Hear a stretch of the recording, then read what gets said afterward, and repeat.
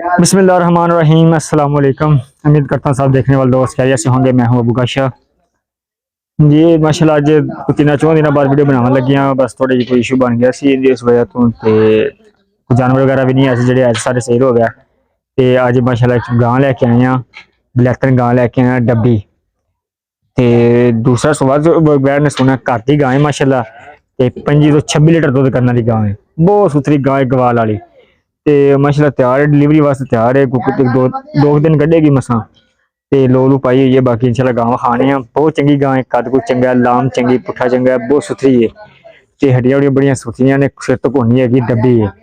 तो इंशाल्लाह तुहानू विखाने गां ते मोल भी करने जो कीमत वगैरह है तो वो तुहानू दस जी। मैं वीडियो शुरू करने जी। तुहानू गां विखाने पे गां हैगी है बलैतन गां, मतलब साडे ते बलैतन कहते हैं, फ्रीजन गां मतलब जिन्हें कहते हैं प्योर फ्रीजन गां है जी। गर्मी गुरमी को नहीं बना दी हुण मतलब कि दूसरा सुबह सुना है डब्बी गां है, चिट्टी डब्बी गां है माशाल्लाह, चिट्टी काली बहुत सुथरी गां है माशाल्लाह। जो गां को चड्डा थब्बे जिड्डा चड्डा, पूरा थब्बे जिड्डा ते कद बड़ा, लाम चंगी है। दूसरा सुबह सुना घर की गां है।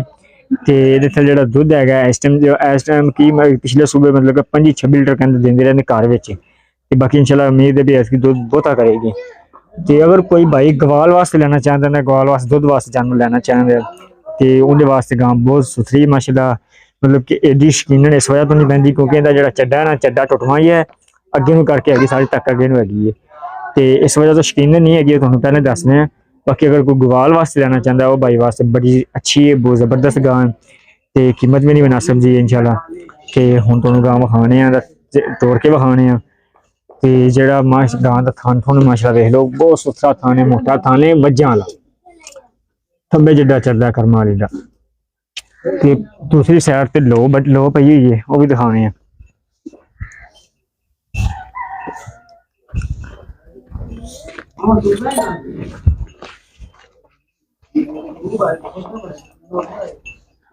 अख्तर अच्छा ना गां मारी टोड़ी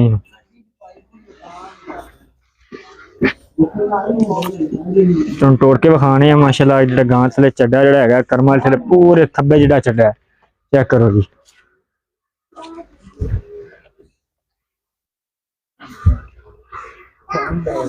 इनू लैके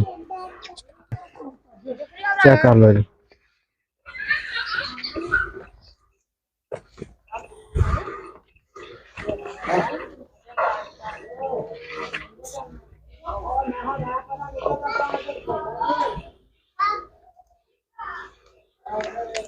चेक करो जी माशाल्लाह। थन कर्म वाली मज्झां वर्गा थन लगता, मोटा मोटा सुथरा थन, गुल चंगे मोटे ने माशाल्लाह।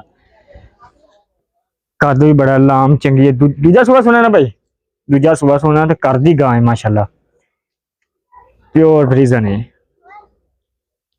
चिट्टी काली गां है, डब्बी बहुत सुथरी है माशाल्लाह। अच्छा ले आओ भाई अख्तर पिछा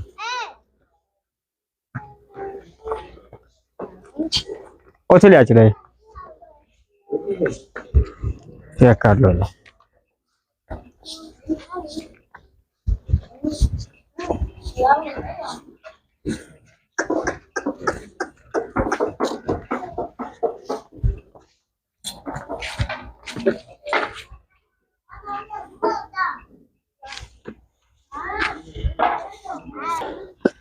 ये भाई अख्तर ने गलबात करने हैं, जो भी गल हैगी मोल शोल की है गां दा ते की दुध शुद्ध देंदी रही है। अस्सलाम वालेकुम जी। वालेकुम सलाम। लाल थोड़ा उच्ची बोलिया है ते लोकेशन दस्या पहले, अपनी लोकेशन केड़ी है? चौट फोरार जी, जिला साहिवाल। चौट फोरार जिला चौट फोरार जी। अच्छा चौट फोरार है, तहसील जिला साहिवाल है, गैंबर नूशा रोड है मौजूद है जी, अड्डा पोले जी। अच्छा जी तारीख अज 11 सितंबर है। अच्छा भाई जी गां है अपने को घर की गां है? हाँ जी घर की गां अपनी। किन्ना सुबह सुना सो? दूजा सुना जी। दूजा सुना हाँ जी। पहले सुबह की दुध शो देंदी रही? पहले सुबह माशाल्लाह 25-26 लीटर कर दी रही। पक्का कर दी रही है? पक्का दूध। हुन मतलब कि पहले 25-26 लीटर कर दी रही है? हाँ माशाल्लाह। ऐतकी इन्ना तो करेगी ना अल्लाह के हुक्म नाल इंशाल्लाह। अच्छा जी 25-26 लीटर भाई कर दी रही, इंशाल्लाह ऐतकी भी इंशाल्लाह इस तो ज्यादा करेगी। ते इस टाइम इनका की मोल शोल है जिन्ने दी गां देनी है? पक्का या मोल करना है आपा? 5.5 लाख दी। 5.5 लाख? ये 5.5 तो बहुत है यार, पक्का या कर जिन्हें देनी है आपा?